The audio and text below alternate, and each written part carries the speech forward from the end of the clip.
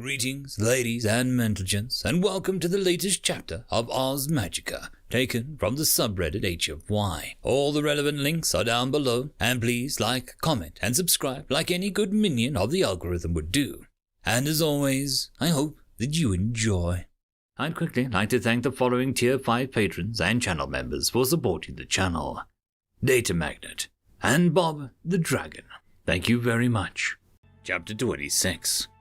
There were two cloaked figures of disproportionate sizes walking in the desert. The taller one carried a backpack stuffed with all manner of mechanical parts and knickknacks. The shorter carried a backpack as well, although it was significantly smaller to fit its frame, and it was filled with food instead.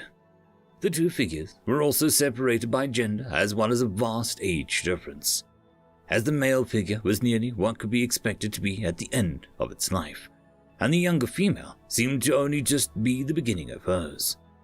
Their course appeared to lead in the direction of a massive object in the distance, although they weren't exactly rushing towards it. Every once in a while, the older one would stop to chant and then point at a specific spot. The younger one would then use earth magic to bring up whatever metal hunk that had been detected. He would spend hours tearing it apart, storing parts of it that he thought useful in his already bulging pack, and then finally he head onwards. All the while, the younger waited with impatient looks between her companion and their destination. "How many times are we going to stop?" the younger one finally asked. At this, the hulk of a kobold turned to the Eve at his side and gestured to the sun-streaked sky. "We will continue doing this till the sun sets, Missy. I know you haven't traveled much through the desert, but this kind of general thing that you're supposed to do. Wait until sundown and then move while the air is cool. Don't worry, you'll get to your towers soon." At this, the kobold's hand fell down towards his side, and he kept moving along. Not to be overtaken, the little Eve scurried as fast as her legs could carry her. As had been mentioned, it wasn't until sundown that they actually picked up the pace, and by then, she feared the reason that they made this trip would be all in vain. As they finally moved notably towards their goal, she thought back to why she was returning to this place. After all, there weren't exactly many happy memories attached to it for her. She had been dealt a rather poor hand in this card game that was fate. All she could remember were barred doors and locks everywhere. She could not remember a time when she was truly happy, nor anything of her parents either. She only remembered the lone companion that they had allowed her in the cell. That companion was the reason of her return. Of course, she knew it might be pointless. Her escape from that tower had been a stroke of luck that she direly needed, but she had to leave her sole companion behind when she jumped at the chance to get away. Now, she couldn't stop thinking about the reason why she was coming back. Walking for several days in the desert. Nothing could have survived the collapse, not even a Karis, but she refused to accept that Karis was gone until she'd actually seen the body. It was so frustrating. When she arrived at the village after her escape, she wanted to immediately get some help and turn around, but no one was even willing to entertain the idea of coming here. People were so scared of what this place represented that they weren't even willing to go into its ruins. It wasn't until the kobold answered the flyer that she had posted in the guild that she started to feel a shred of happiness. He had agreed to lead her back here and, with a little amount of earth magic she could use, she felt like she could be a lot of use to the mechanist in return. She was brought out of her musings as the man in question simply stated, "We're here." She lifted her gaze upwards to look at her former prison. There it lay, crumbling, tilted on its side, leaning against the cliff which used to hold the suspended bridge which was the entrance. Ivy used to grow up the sides of the tower had fallen down onto the sand, detached, crushed, and turned grey. The tower's cobblestones had been all but reduced to near its base, although its structure was intact until it met the cliff. There, she could barely see a cloven top part resting against the cliff, halfway caved in. Again, she was torn from her thoughts by a voice of the kobold. "By the by, I don't think you've mentioned what exactly we're looking for." The girl gazed downwards towards the old man before looking back towards the ruin. "It's a bamf." At that, the kobold stopped in his tracks, his tail going still. "You want to search for a little thing like that?" The girl nodded, not even giving him a look as she stepped forward towards the base of the tower, her steps firm by the determination that colored her voice. "I know it's not much, Grendon's, but she's all I had." The kobold was silent, and she could not hear much from him as she moved through the sands, until finally she heard the shuffle of footsteps behind her. Satisfied, she continued her determined stride, cresting the final dunes. The blisters on her legs throbbed, and the sand whipped by, but she never faltered until she was picked up somewhat haphazardly by the larger kobold. "What are you?" the girl started to ask. "Now that our destination is in sight, I feel like continuing to walk at your pace is not conducive towards getting there anytime soon. I do not want to stay in the desert any longer than needed." The elf looked briefly confused before nodding once, and the kobold flipped her around and secured her on his back. While she was, understandably, a bit upset at her rough treatment, she finally admitted that it might be necessary. She did wonder what exactly got Credence to be so full of energy all of a sudden. Before, he had seemed so more reserved, but now that he'd actually seen the prison she had been kept in for so long, he was striding forward, as if boosted by the wind. It didn't take much longer for them to reach the shattered monolith. While everything else was mostly dunes in this desert, the area around the fallen tower was fresh and had not had enough time for sand to pile up. So it was mostly just a downhill journey, sliding down to the final dune towards the base of the tower. When they finally reached it, however, there was a bit of complication. The path that she had taken to escape the tower wasn't exactly open anymore. Even the brief time that she had wasted in the village had done that to the exit, as rocks had fallen and covered everything. There was also an issue that some of the other possible entrances that had been exposed since the escape were either too small, too high up, or jagged and unstable to actually get through them without a loose rocks or bricks breaking free and falling down on top of you while you were trying to get through. Not seeing any obvious entry, Credence stared at the girl. It wasn't just because he was overly analytical, but also because the girl had displayed signs of knowing earth magic. She had let him think so. Although reality was somewhat different. She hadn't even broken her mind sphere yet, so real magic was something that she was still unable to do. The effects that made it look like she was using earth magic was actually just a little bit of her own talent, along with focus and some theater. It was going to be fairly hard for her to consistently pull any major accomplishment, but she got the unspoken message and succeeded in performing her little rituals to direct the talent that she did have. Tumbling rocks and stone moved away and exposed a circular hole, as moonlight shone through into the darkness of the room. Credence was the first one to cross the newly created threshold. As she moved forward herself, she realized the reason for his unconcerned vault through the new doorway when she saw all the items scattered around the now exposed chamber. There were tattered books on the floor and trinkets galore, perhaps holding some unknown arcane utility or purpose. Entranced by the potential riches, he didn't even see the small drop in front of him, and he stumbled a little before regaining some dignity. He set to work gathering as much as he could while the girl climbed in behind him. She recognized this room. It was the first room she had seen when she was brought here. It was kinda strange that it was near the bottom of the tower, since she had been brought from a tower that was more towards the topside cliff. Perhaps she didn't recall fully because she had been asleep for most of that journey. She gazed around, noting that tables and chairs had been toppled over, many broken, and some bookshelves were lying on their side. The thing that really stood out the most to her was the desk. She remembered the giant man that used to sit behind it, judging her. Now there was only his bones picked clean by some monsters or desert-dwelling animals. She tried not to dwell on those memories. That isn't what she was here for after all. She was here to save her only friend. The only reason she even came back was because she couldn't find Karis amongst everything else when the tower cracked. The only things she did find were corpses of fellow children and some of the people that had been in charge of the tower. There had been bodies of some animals that had been given to other children, but there was nothing that was hers. She couldn't find the corpse of Karis. So with renewed determination, she set out to find the main staircase. If her memory served her right, it would be right in the middle of the tower. She would have to pass through a couple of the rooms to get there, however, since the tower's base was wide. The kobold didn't seem to notice her leave, which suited her just fine. She passed through medical rooms and other offices before entering the main stairwell, and from there she traveled up. It took her a fair bit to remember exactly which room she had been in, as well as what level it had been on. They didn't exactly keep maps handy in the holding areas.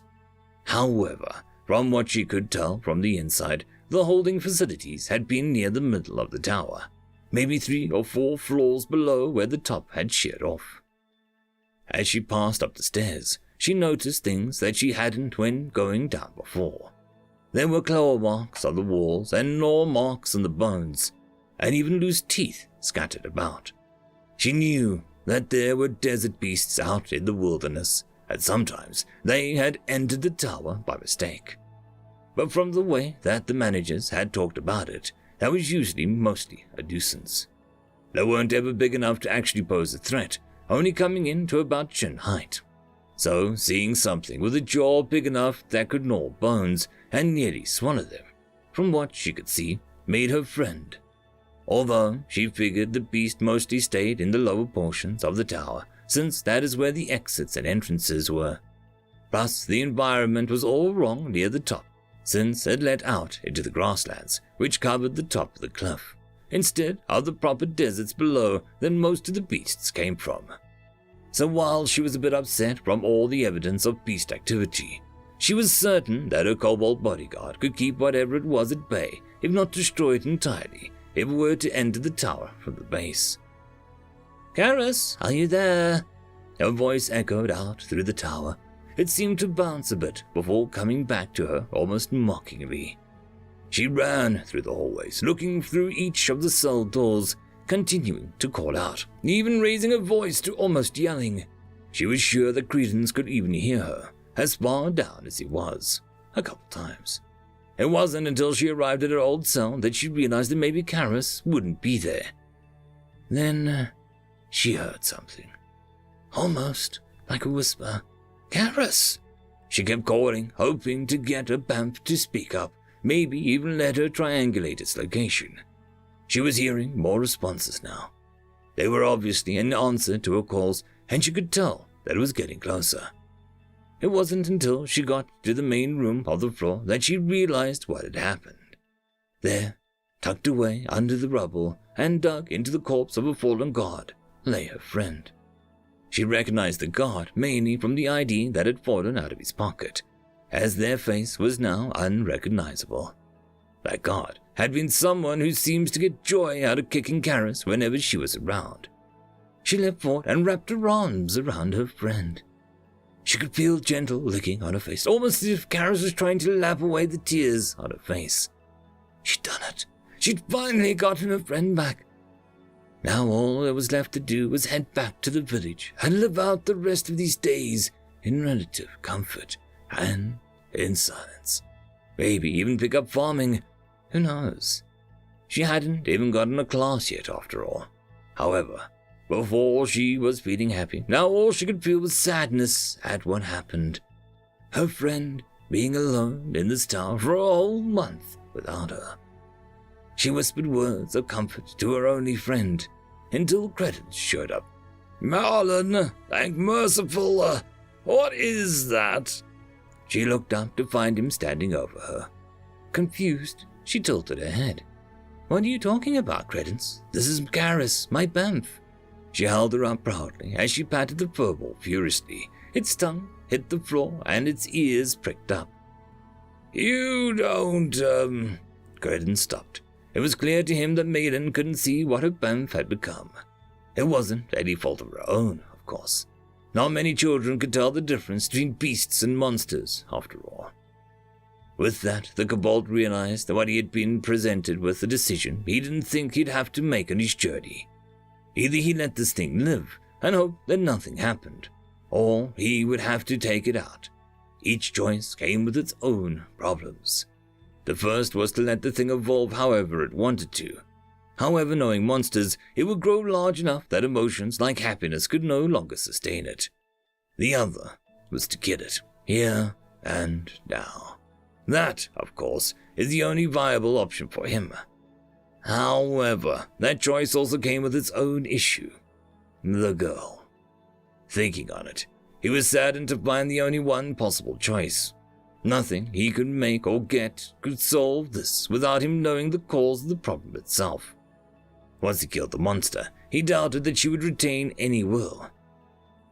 With a sigh, he resolved himself to do what must be done. He sat down on the dust-covered floor inside the cell and handed a ration towards the Ev. "If it's going to be traveling with us, best get fed, right?" She happily reached for the small piece of meat before pushing it towards the thing. That was the moment. That was probably the happiest she was going to be in the foreseeable future. As it turned out, that was the moment both the monster and Credence was waiting for. Each struck with a speed that seemed unnatural. The first because of its swift body conditions and whip-like tongue, and the second because of his hidden devices. In a second, that was done, and the monster and the girl lay dead, both by his hand. He leaned down and picked up the severed pieces of the monster and threw some of them out of the barred window into the sunlight and sand. Carefully, he picked up the still smiling corpse of the girl and carried her up the steps. He passed by more trinkets and books scattered along the floor and saw desks full of secrets that he did not know. He went up floor after floor, passing smashed labs and more cells, until he finally reached the broken top, filled with sunlight. Soon, his devices stopped giving him bonuses, and the weight of the body that he carried finally became noticeable, almost as it began seeping into his bones. Thankfully, the remaining devices didn't need to take him very far, just to a patch of grass a slight distance away from the tower. That was all that remained of that group of madmen. He laid her down onto the grass and began digging with his hands. After he felt like he'd gone deep enough, he turned back towards the girl. He looked towards her haggard body and felt immense sadness. She had gone for 2 entire days after all, and it looked like she didn't care for herself at all while she was within that wreck.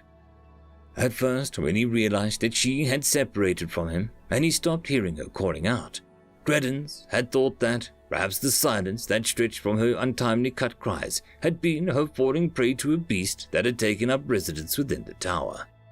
So, he carefully went up the tower, looting and listening for any signs of the thing which took her. Nothing. Nothing for a day, until he heard sobbing. He assumed that perhaps she had found her pet's corpse, but it was certainly a surprise to find the thing still alive. He was too late, though. The thing had already gotten a hold of the girl's mind, with something that he couldn't trace. Pheromones, perhaps. Either way, the outcome had been decided long ago. He sighed as he laid her gently down into the hole. He said a quick prayer and let her be absolved of any sins she unknowingly committed. Took the few coins she had, closed her eyes, and put the paw of the creature between her hands. Like this, she almost seemed happy in death.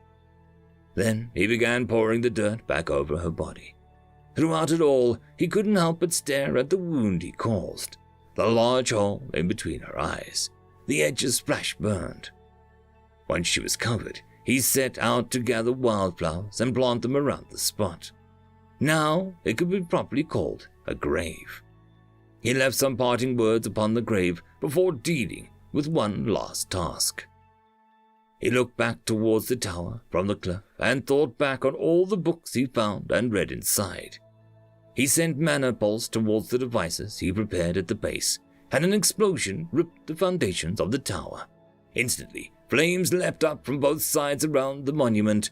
The stone itself seemed to burn slowly to ash, almost at the same pace as it was falling over before it hit the ground with an earth-shattering thud. Manipulate construct has gained a level. We're earning 1 level in all class-related skills. Skill Arcanist has gained a level. The voice of the gods interrupted any sense of remorse he had towards destroying such a font of knowledge, no matter how corrupt. He turned away from the smoke-filled air and set upon the road that he hadn't been on for quite a while. His goals had been dealt with, except one. All that was left was to head to that one who corrupted the usage of the wondrous monument to such a nefarious purpose, towards the place where it all began, where he controlled everything. Aranid. End of chapter. Chapter 27. Ow. My tongue is stuck to the roof of my mouth, and ripping it off just hurts like hell. Need water or something. Gotta get this taste out of it. Lights also shining in my goddamn eyes. Can't see worth a damn. Marvel, are you up yet? As my eyes adjust to the light, I think I can finally tell what's going on. It's morning, or at least I think it is. It's dang bright outside. However, I think I can hear, snoring. I look over to find Marwell is fast asleep. I wonder why he can snore. How would I know? I wasn't a biology student, but being mute shouldn't let you do that. Oh, crap. God damn my leg. What the hell was that? I rub my leg down and get the feeling back into it, as I avoid the table in the middle of the carriage. Once I stop aching, I lean against the fabric wall. It still hurts, but at least I can put pressure on it. So, might as well see what the loud noise was. Lifting the curtain door aside, I stare out into the night. Wait, light? Wasn't there a lot of light coming in? Damn it! Am I hallucinating something? As my eyes adjust to the darkness, I finally see what made the noise. A goddamn rhino pillbuck thing fell over. God damn it. Must be why Marwell is still asleep. Crap like this happens all the time. No wonder he became desensitized. Sighing, I head back in, but, something is stopping me. Something's wrong about the situation. What is it? Jojo! Yeah, that's it. That's the problem here. He's not here. Wait. Should I be worried? I mean, he could be hunting or something. Yeah, probably just wanted to get some food or something. Wait, he's a plant. Maybe he wanted to get food for us? Yeah, maybe. Alright, back to sleep. I close the curtain and head back down towards my mat. Hopefully, it doesn't take as long to fall back asleep as it did in the first place. Sleeping on a wooden floor ain't exactly conducive to getting good sleep. I sigh as I lay back down and try to grab some spare mats and bunch them up for a pillow. Sleep, please come. God damn it, why is the light back again?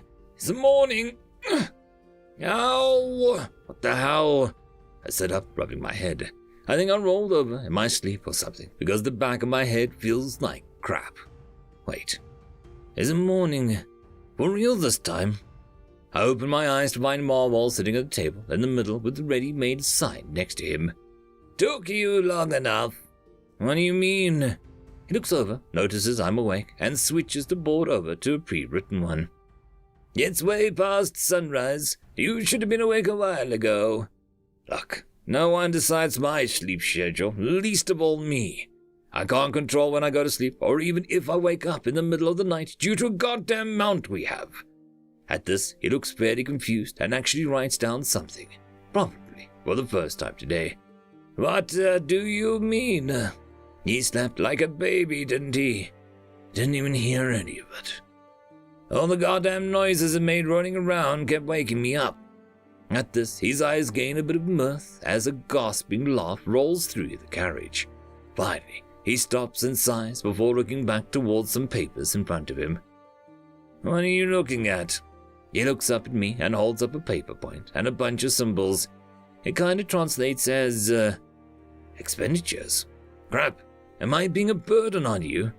He shakes his head before handing out another somewhat bigger tablet and proceeding to etch upon it. No, it is not your fault. Even with you being here, there is still money that I have lost, albeit less because of you. You did your job very well and earned more than enough to cover the food that we've been eating.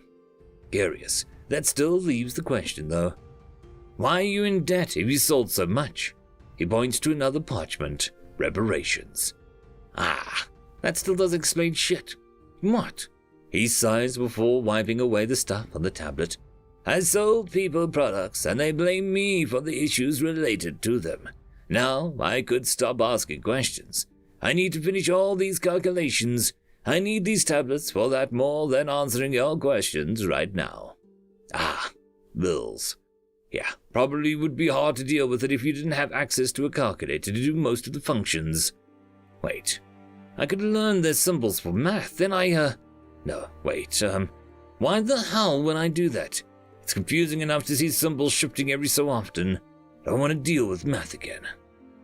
I sigh as I fully sit up and stretch out my back. It pops in various places before I stand up. Wait, the carriage is moving. I thought he had to control it to get it to move, but, guess not. Kojo! I rush towards the front entrance and throw open the curtain and, what? What is? Hey, Dave. Pretty neat, huh? What is, why is he like this? And how can he talk? I mean, before I could understand it because of the skill that me read his, intentions, I guess. Now he's actively able to talk in words.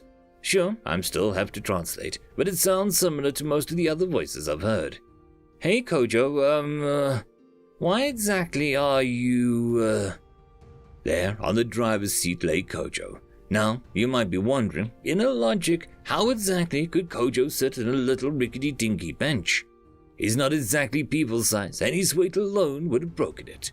Well, that's kind of the answer. He's not that size anymore. In fact, he's smaller than when I first met him. Yeah, I got this skill kind of unexpectedly last night. Figured that I'd try it out. So, what do you think?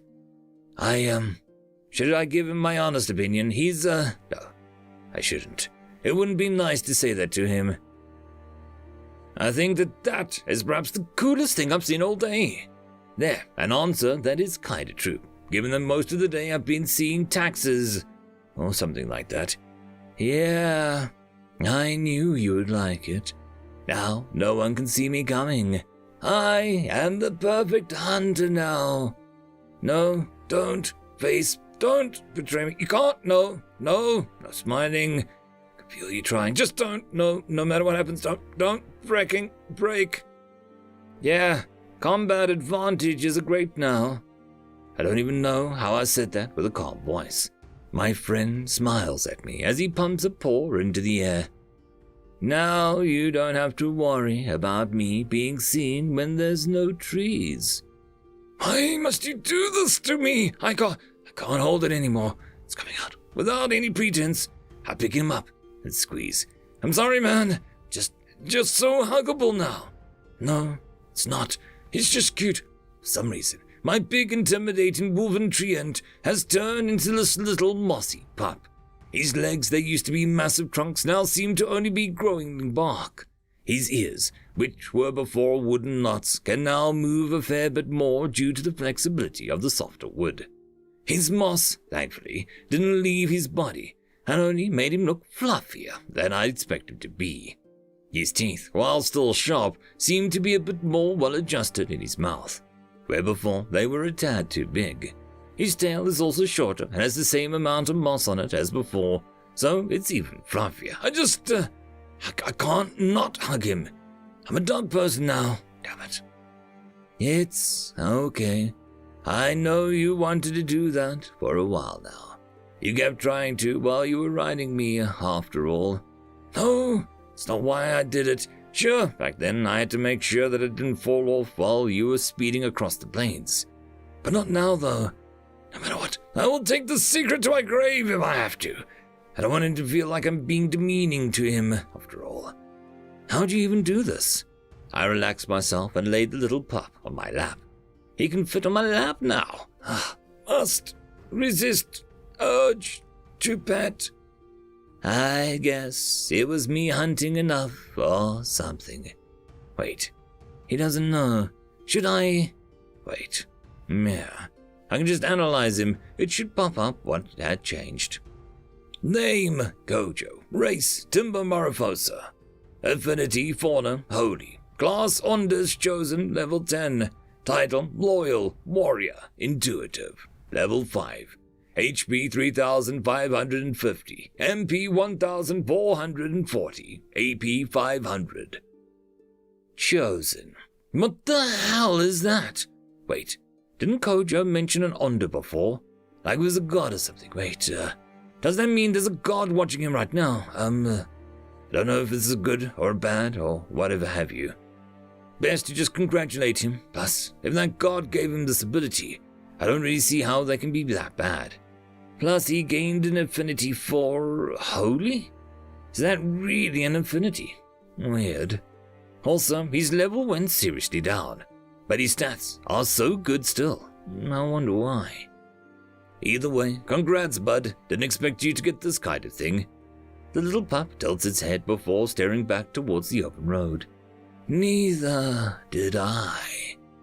We sit in comfortable silence while we ride. I sigh as the wind strokes my face and the smell of flowers floats on the breeze from a patch that I can see a bit away. What are you doing? I look down to find... crap. I've been petting him. You don't have to stop. Just wondering why you're doing it. Is it not uncomfortable? I figured since he was so proud, he might not like it. It's because it's relaxing? He stares at me for a while before laying his head down. Yes, it is. I wait for a bit, but nothing else is said. Slowly reaching down to stroke his back. We stay like this for a while until I accidentally brush the softer wooden ear. Sorry. No, it's fine. Had some stuff stuck in that spot anyway. Is he, He might be hinting at something. Anywhere else? A real test, yeah. Mostly the joints. You wouldn't believe how often things end up in there. It's not enough. I need confirmation. I hear you. You want me to get those places too. If you wouldn't mind, getting those places clean will probably let me stick myself together better. Yes! Except that last bit. Something is bothering me about his wording. What do you mean? Most things that end up stuck there aren't necessarily things I can control like the rest of my body. If something happens to get in there, I just have to work around it. I nod. All right, so direct me. He guides my hand to places with his moss. As I scratch earnestly, doesn't seem to be acting like most dogs I've seen would in this situation. Honestly, it feels like I'm just giving him a massage. I'm not really complaining though. Doing this does give me some dopamine hits, so it's fine. And so we spent the rest of the day on that bench. I'm scratching him all over while he stared out into the open fields. From time to time, Marvel comes out to redirect the beast of burden and give us some sandwiches. I was kind of surprised to find that he'd had roast beef or something like it. He, of course, already knew about Kojo's transformation and didn't say anything, the jerk. However, he seemed to have the same reaction I have though, so at least we bonded over cuteness. He wasn't surprised by him talking though. Apparently, animals can sometimes speak, if they have enough intelligence, though it's mostly simple words. He thinks that perhaps I had something to do with that, but I'm not too sure. Other than that, I can safely say that the day was relatively calm. I can hope that the night is at least somewhat calm. Even if he has a good health now, I don't really know how he'll be able to deal with monsters or other things on the road. He can't possibly have the strength or agility he used to have. He's been brought back at such a low level, after all. End of chapter. Chapter 28. System include by Naren. A history of the kingdom of Adriag, written by Krelov Sildan in her 50th year. Before I get into more important details of the middle period of Adriag, I must first talk about something not too many people have much knowledge about, that being wishes. Most people often have stories attached to the utterly powerful concept, which are often told amongst their culture. Someone prays hard enough, or perhaps gotten such a big important quest reward that they've received the opportunity to have and use one. However, not all is as it seems. Wishes are, in fact, powerful. They can do almost anything with your time here and so. You can get any amount of title, monetary value, or even a change in the event from the past. With wishes, all are possible. Except that's usually not how it goes. You are projecting what you've heard onto a concept which doesn't exist. Sure, wishes are real, but they are often not as powerful as some people say. When you first get a wish, you're also given an amount that you can wish for. No matter what, they always have a hard limit. The exact cost it takes for the wish to fully deplete is variable. More often than not, wishes accomplish the same task in different ways for different people. For example, if someone wishes that they would have received a title of Lord, the wish can do anything at once to make that occur. Trial, by combat, or even them having the title for their entire lives. However, wishes can only do one thing with the amount of power they originally possess.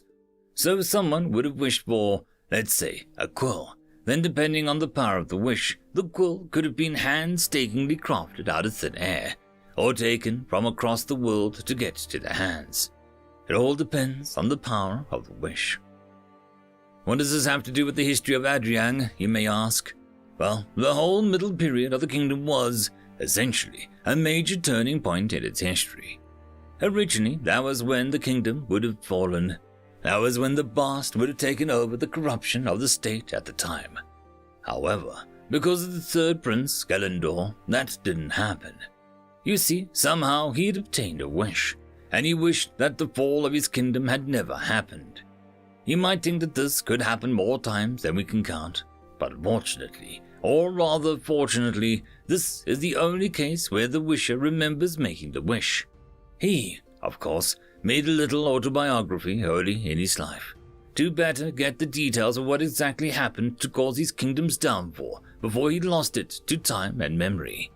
But we can now know from context clues based on that work, as well as some gods vouching for the mythical other time period occurring. Originally, there were 12 royal births, those having 9 princes and 3 princesses. Galindor was supposed to be the 9th. Now, there are only 5 royals, that being the 3 princes and 2 princesses, along with an assortment of other issues, like the misgendered daughter of a local merchant noble that was supposed to be a son, as well as the case of the entire cabal of gangs in the lower slums that directly rebelled during the Civil War, to have been brought up the path of the straight and narrow, and making the name for themselves in various business ventures. Now, we will not be going into the alternative history that did indeed take place. If you want that, I would try looking into the prince's autobiography, which is titled I've pinned to the glossary near the back of the book. We will, though, of course, have to keep in mind the decisions that the third prince made to rise to power, due to his experience in the time period, as well as the fact that he was brought back to being a 3-year-old child due to a wish, with all the status that he had in that alternate time period. Assumably, this was because that was when the events all started to unfold into the destruction of the kingdom.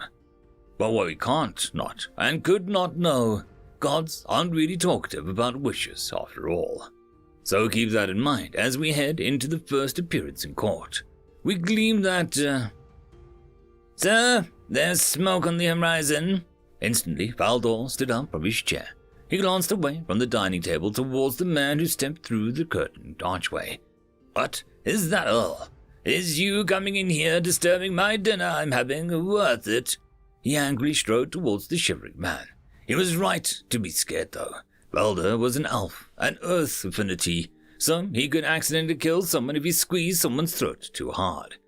I just thought that you'd want to know what's coming from the desert. That put a stop in Velda coming rant.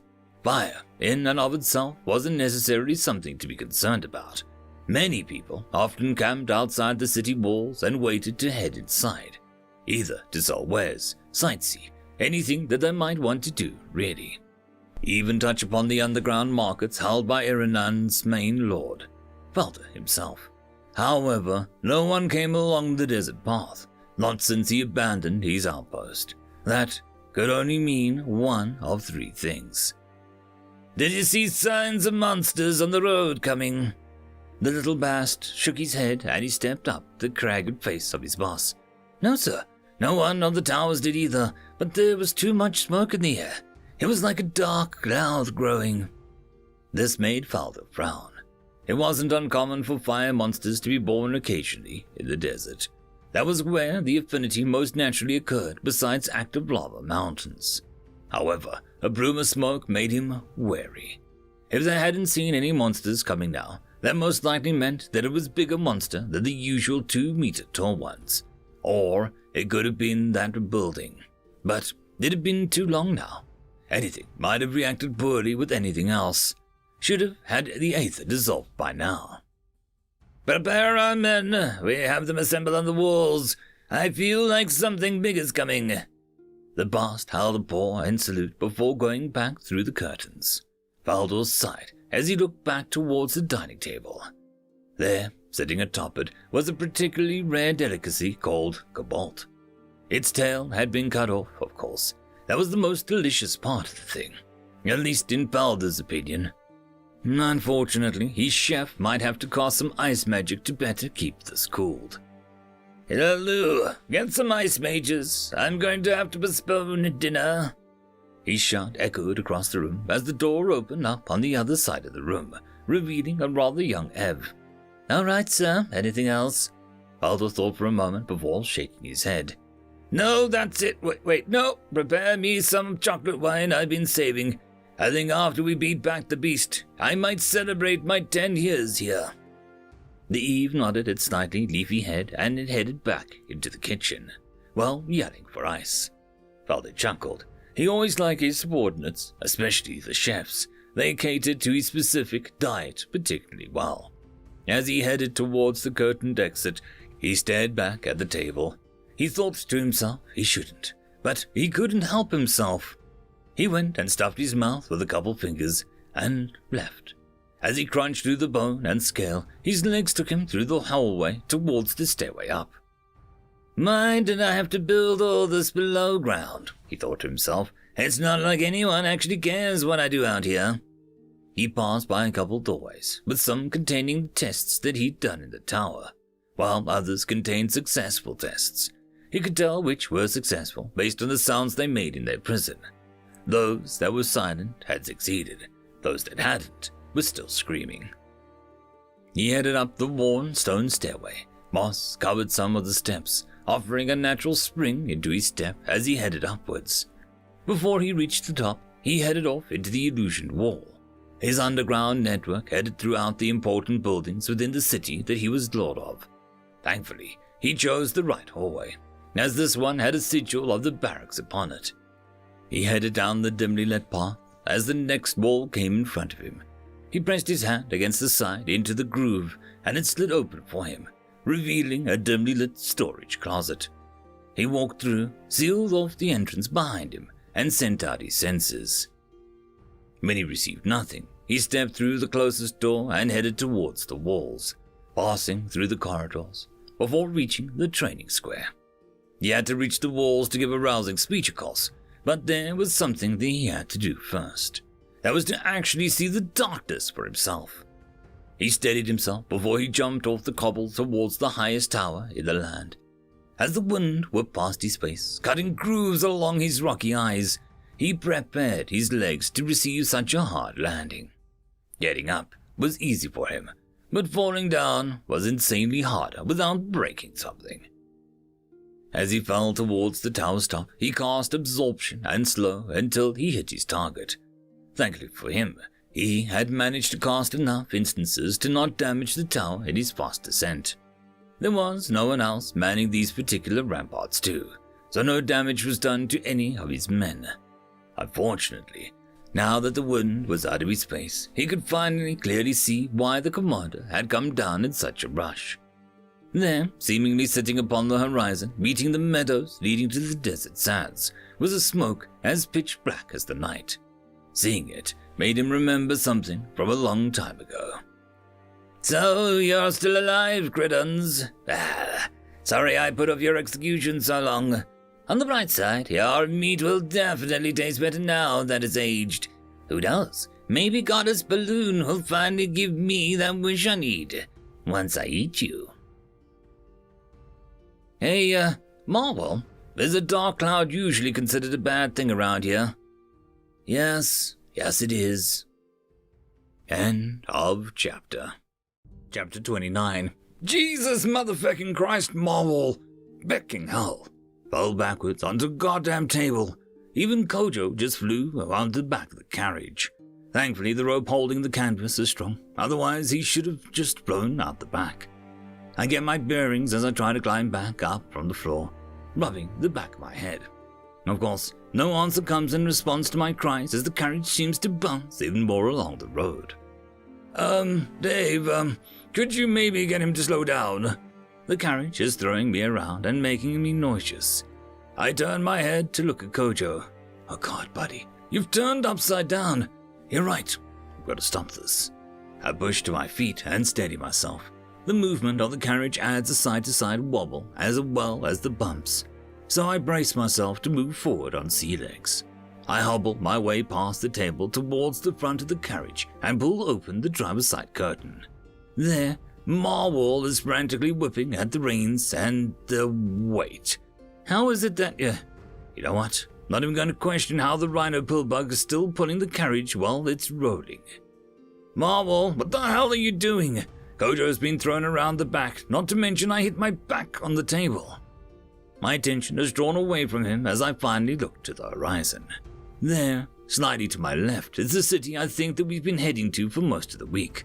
Honestly, I think that the settlement kinda deserves that moniker. I expected, perhaps due to what I'd seen in this world so far, to see dilapidated houses, maybe a wall around the perimeter. But what I now see was very different. There is a wall, of course, but it's much higher and definitely wider than I would have imagined. It looks to be almost 6 stories tall and is wide enough to be manned. The buildings rise behind the wall at an even greater height, looking none the worse for wear. Then the lights of the city. The light of the city is bright enough to reflect off the dark clouds looming in the sky. Although the lights encompassed a myriad of colors, they mostly lean towards variations of blue, which seem to be emanating from some sort of crystals used both in lamps and embedded in the actual pathways and walls. The effect was to make it seem the city was itself glowing. I took it all in, while clutching the wagon support as we headed towards the large, imposing wall at a frightening speed. Finally, I see why we're going at a breakneck pace. The large gate, which almost reaches the top of the very high wall, is closing, and Marwell seems to be determined to make it there before it finishes closing. Crap, they won't let us in when they close it. Marwell's head shakes vigorously as he once more whips the reins. The dirt on the road, almost parting to either side of the carriage beast, digs further into the ground for more traction. Why are they closing it now? Isn't that even normal? He brings his hand and points towards the sky, quickly, before bringing it back towards the range. Crap, the black clouds have grown and they seem to be coming from farther right of the city. They are crawling across the sky, blotting out the sunshine of the remaining day. As I notice this, I realize that it's not clouds, but smoke. Something really big is burning, and it seems to be coming towards the city. Do you have anything that could get us there faster? He nods before shoving the reins into my hands and rushes back into the carriage. How do I do this? Giddy up. Skill, animal companionship has reached max level. Further skill evolution not available at this time. Skill description updated. Animal companionship level 20 max %. Cost 10 AP. As with all things, animals are both a help and a hindrance. It is best to keep them in a good mood most of the time. This skill allows you to slowly shift the opinion of any animal you spend time with. Since your skill has reached the highest achievable level, you can now transfer the effects from various abilities and skills, without any cost or activate for the animal companion. Wait, What is that, why did it get activated when I haven't even used it since Kojo learned to speak common? Wait, don't tell me it's the garage beast. No, I'm not hearing anything from him, so it can't be. Wait, it said it could transfer abilities and skills to it, right? What would be helpful here? Wait, I have that speed ability. Now, how do I do it? Does it activate via intention or beginning transfer of ability, speed, transfer to Armor Ruptor, complete. Now, how do I get him to... Whoa! At first, it doesn't seem like anything has physically changed around the thing. Its shell is still serrated like it was before, and the horns are still poking out of the sides somewhat. But then, something happened. Its shell gained a glossy shine, and the edges around down smooth points, and the horns are almost disappear into the shell. As they were pulled inward, the speed wasn't really noticeably at first, but I can feel the bumps from the cart far more than before. Wait, crap, hope this carriage has good suspension, otherwise we may break down before we reach the city. We'd likely get stuck outside with whatever thing is making that much smoke. The gates are getting closer at an astonishing rate, but it still seems to be falling. Crap! This is going to be close. Hope that whatever Marwell is doing is an boom! Holy fecking hell! Oh, that's a big firework that just right over my head. Crap! I can't hear anything now. Wait, the gate stopped. Yes! Finally, some good luck. Wait, I think I just realized something. How the hell do I get it to stop? Marwell, I liked your idea with the firework, but I need help, now! I don't know how to stop this thing. Do I just pull back on the reins? No, definitely not. Crap. It's getting closer. I can see the people at the gate panicking. Wait, what if I get rid of the speed? Can I take it back? The ability speed has been removed from Armor Ruptor. Okay, seems like the steed is slowly shifting back to what he was before he used that ability. And it is slowing down some. Okay. Never mind, it isn't slowing down at all. Okay, remember, how do you slow down? Increase friction. How can I do that? Yeah, I don't think so. I just like that. My thinking is interrupted by a sharp tug of my shoulder, and the reins being forcibly taken from my grasp. Marwell! And yes, there he is, appearing like one of those old heroes of yore, looking for all the world heroic. That is, if he weren't such a fuzzball. Dave. Turning my head, I find Kojo peeking through the curtain, seeming to be bouncing much more than usual. Instinctively, I grab onto him and pull him close to stop the shaking. Thanks. You wouldn't believe how much shaking I've had to deal with. For some reason, it just kept getting worse. By the way, Gunvar says thanks. I looked down at him quizzically. Gunvar? The guy pulling our carriage. Can he stop? Yeah, no. He can't really control his speed when he rolls, so, well, shit. Marwell, can you stop him from ramming into people, the wall, or literally anything at all? At this, he forms still. He's almost like a deer in the headlights. Then slowly, he shakes his head. Yo, this is definitely going to be much worse than I thought. Is it okay to panic now?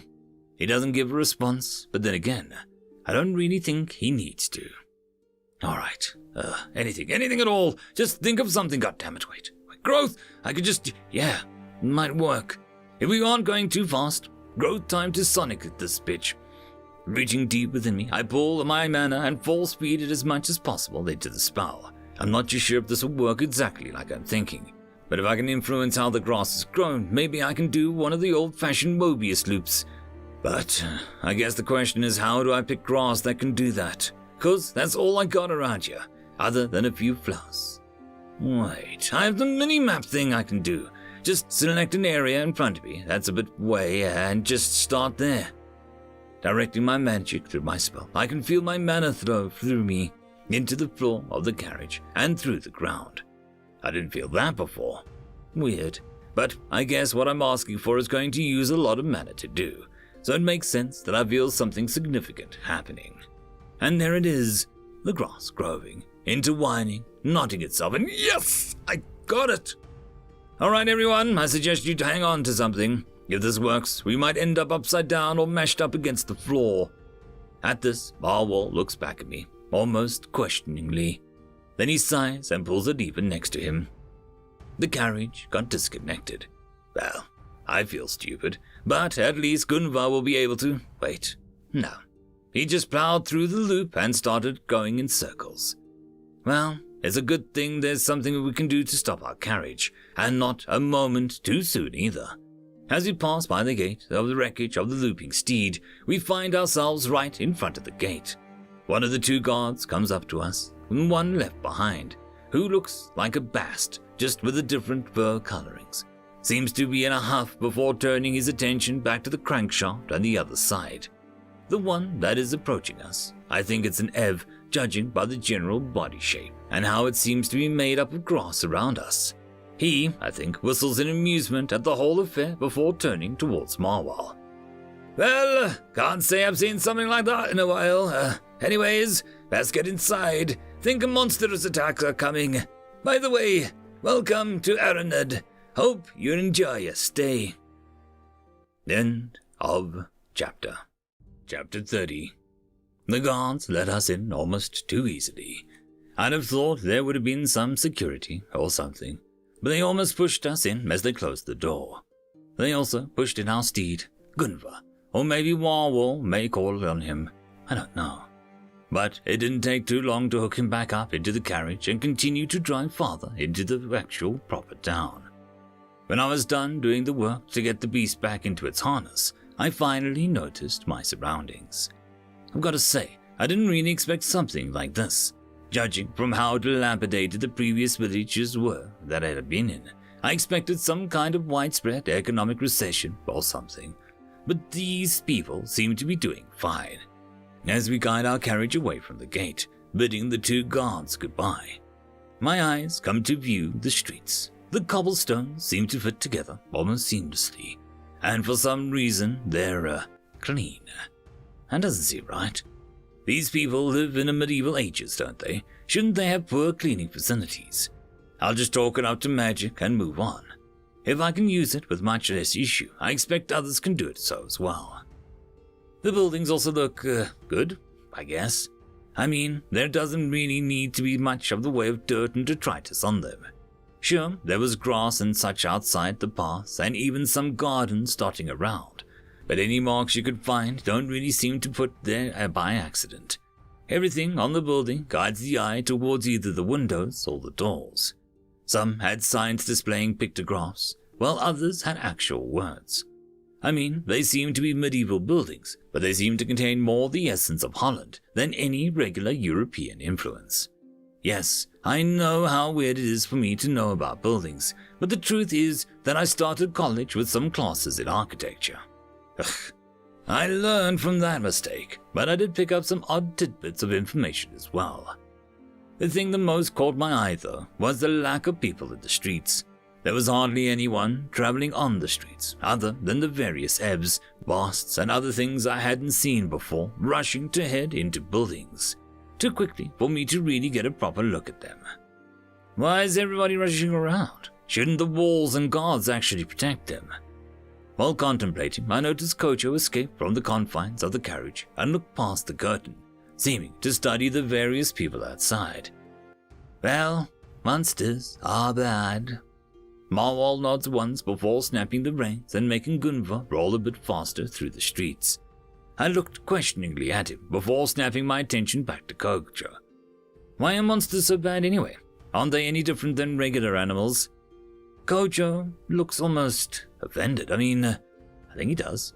Kind of hard to tell with the muzzle, even if it's smaller than usual. Animals have worldly needs. Monsters are more spiritual. What? Monsters like to feed off energy of the soul whenever they're around. They try to feed off the emotions of their prey before trying to consume the rest. They don't really even need to be touching them for it to occur more often than not. Excuse me, what? They, eat emotions. Kojo nods a bit before falling silent. Well, that's kind of concerning.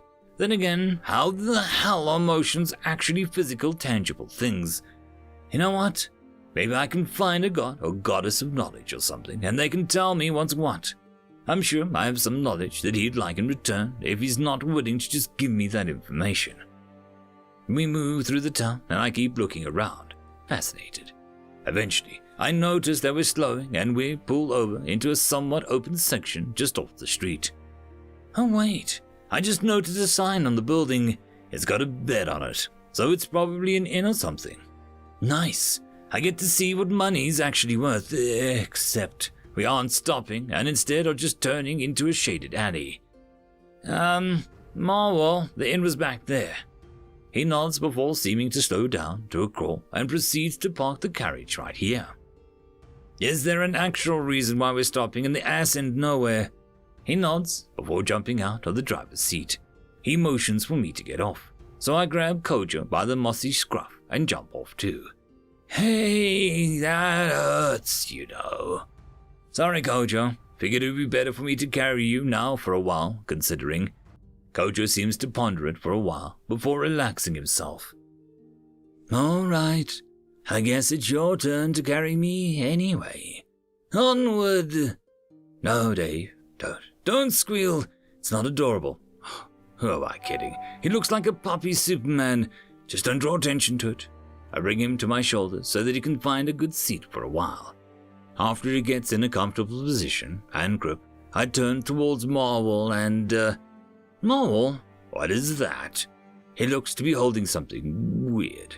It doesn't look like anything that was on the carriage. I mean, it's a slate, but it's green and glowing, and it's got something etched onto it. It looks like a language, but it isn't translating. Guess it's not common then, but I might as well put it into memory. Kind of, wait. No. Why would, ruins, it looks like ruins. So, are you going to tell? Green lights fills the alley as the slate disappears from his paws. Well, that was, wait. The carriage is gone. Marwell, where the hell is the carriage? He pulls out a little slate from his bag which says, don't worry about it. Why the hell shouldn't I worry about it? You don't have any way to actually leave now. Plus, there was all your stuff in there. He seems to sigh and does a little twinkling motion in the air. Ah, the magic hand sign. All right, so he knows where it went. All right. So, we're heading to the inn up front. He nods before taking his satchel, grabbing me by the arm and sprinting off out of the darkened alley. His grip tightens as we come back out into the brightness of the main streets. Even the sun is mostly blocked by the clouds. I use my other hand to block some of the incoming light as we head around to the front of the inn. Windows up to the third story seem to be barred or blocked by something, and the doors are shut completely. Marwell begins to pound on the door before a terrified voice speaks up. Who's there? Sees Marwell can't really talk. I'll just speak up for him. It's some travelers hoping for a room to spend the night. There was a moment of silence and a pause until I hear the sounds of several locks being undone, as well as something heavy being moved. The door finally swings open and, damn, that's a tall bast. It seems that at almost 6.5 feet tall, and judging by the 4-foot company I keep, that's outright abnormal. Get in! Quick! Now! Hurry! The tall boss sweeps us all into his inn with a motion of his long arm. I almost fall onto the hardened floor as I trip on one of the chairs that was stacked to the side of the door. The inside kind of looks like an old Irish tavern I went to a long time back. All curvy wood pieces, elegantly carved chairs, a fireplace off to the side opposite the stairs, and a little window showing where all the alcohol is. Ugh, goddamn! I finally have access to alcohol. Can get drunk off my ass. How long has it been? No. Not worth it. There's a monster attack coming anyway. Looking around, I also find some other people sitting at tables drinking, eating, and some heading up a flight of stairs to the side looking exhausted. I'm guessing that the second and third floors are mainly housing then. And then I noticed the thing in the corner. It was not a bast, nor is it an Eve. It isn't even like that one orc I helped kill. It's almost like a lizard, or maybe more apt description would be a raptor. They got the same sort of face like one at least, just taller, has more straightened back, and their hand is more digits. Claws? Fingies? Fingies. I got a nice old-style trench coat, and some good slacks. It's got some kind of spike crest going from its head down along its tail, which pokes out from its stool and lays lazily around the floor. I can't really tell what its feet look like though, with those weird shoes on them. Wait. Shoes? Dear God! I've missed shoes! Please let there be a shoemaker nearby. Wait. I think I haven't been paying attention. Those are talking somehow. I don't see why not. It's not going to scratch or break anything, right? The tall, lumbering leopard seemed to growl, like Marwell shakes his head. All right then, so 20 for the 2 beds, and then 10 for tomorrow's breakfast, if the supply lines aren't broken. Marwell nods, handing over a couple silver pieces. Okay, so 3 silver is equal to 30 something else. Probably bronze, or copper maybe. Hey! I turn my attention to the man who towers over me. Marwell says you can talk and listen, so here it is. Don't break anything. It's expensive to replace things after monster attacks. I nod frantically and take a step backwards to get away from the guy's toothy maw. His frown is rapidly replaced with the gleaming teeth of a sharp-toothed smile. Good. Now, do you want anything before I go back to helping at the bar? No, I'm good, unless you got some, Wait, if I say brand name, it would even have it. Maybe they'd give me the local equivalent. Just to be safe, I'll use something that's basically 100% not able to mistranslate anyway. Beer, and maybe some soup. He raises an eyebrow before replying. Yeah, special of the day is vegetable. And are you sure you want alcohol? It isn't even nighttime yet. Yeah, if we're all gonna die anyway, I'd like to at least be drunk while it happens. He stares at me for a second before chuckling. You and I are gonna be fast friends. The name is Barak. I'll get right to it. He turns away and seemingly whirls away a part of the wall to look into the kitchen. Oi, Anissa, we got a soup special. Then a rather feminine voice rings out from farther in. Yeah, I'll get on it. Keep your pants on. With that, Barak huffs before seeming to pull down the wall, while Marwell walks up the stairs, and Kojo pounces off my head to follow him. I get a hold of my senses. How do you do that? He looks a bit confused for a moment before he realized I'm pointing at the wall. Ah, it's an illusion charm. I had an old friend cast it on the kitchen window and door. Too many patrons complained about the noise when my wife cooks, so I thought that maybe I could get this to help. Not really adept at geomancy anyway. Huh. Neat. Before you go to the bar, I want to ask some questions. Marwell's kind of, Something seems to glint in his eyes as he pulls away from him towards the bar. Yeah, he's got away with words, that one. Confused, I turn towards him. You know, he doesn't speak, right? He nods at my words. Sure. But that's what, face reading is for. How am I supposed to be an accepting in if I don't know what people are talking about? Sure, I could learn a language, but most people end up speaking what they want with their faces anyhow. Alright, so judging from the weird pronunciation of that, face reading is a skill, and a rather good one at that. Okay, he dusts off the stool for me as I sit down. Looking around, I notice that he hasn't really seated me anywhere near somebody. That's a bit odd, but then again, I'm probably the first human anyone's ever seen around here. Alright then, something's on my mind. I turn towards him, noticing that he's looking through some lower cabinets. His ears seem to flick at my impromptu conversational starter. What is it? Are monster attacks normal around here? He chuckles a bit before shaking his head. We may be near the despairing desert, but we don't actually get all that much around here. Sure, 1 or 2 people might go missing due to some monster attacks out in the wild woods, but nothing this huge, no. Dang, guess monsters are more widespread than I thought. Why didn't we run into any, though, on our way here? Also, why the hell are their naming conventions so, off? He slides something onto the tabletop in front of me, and I glance down. There lies a glass of beer, like an actual glass. Why does that kind of glass exist here, though? Shouldn't clear glass require a lot of tech to actually make? Plus, that liquid is as clear as vodka, but it's also got a slightly brownish hue to it. Did something get lost in translation? I look up towards him to voice my complaint before he stops it. I know, it's not like normal beer. We got it special. Thought you could use a pick-me-up. Yeah, guess he's right. Even if alcohol is technically a downer. When was the last time I even had no stress? Thanks. Don't mention it. He turns back towards the bar and puts back a lot of bottles I didn't know he had taken out. By the way, if it's not too much trouble, I trail off. Is it insensitive if I ask this? Well, what is it? Can't keep my ear all day, you know, he replies. Why are you so tall? Most boss I've met have been ungodly short. He stiffens a little bit before letting out a breath. That's, boss come in 3 different sizes. You won't really know until you're old enough what size you get to be, though. I got the worst out of the 3, believe me. I wish I was shorter. Huh. I used to know that.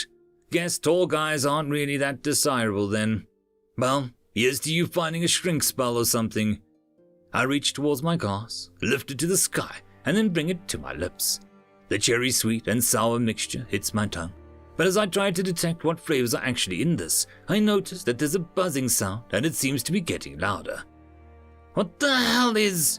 My words are interrupted as the entire building shakes, and from the ceiling, something crashes down in a wave of wooden shrapnel and dust. Thankfully, it wasn't anywhere near close to me. But judging by the pained grunts, someone was caught underneath that.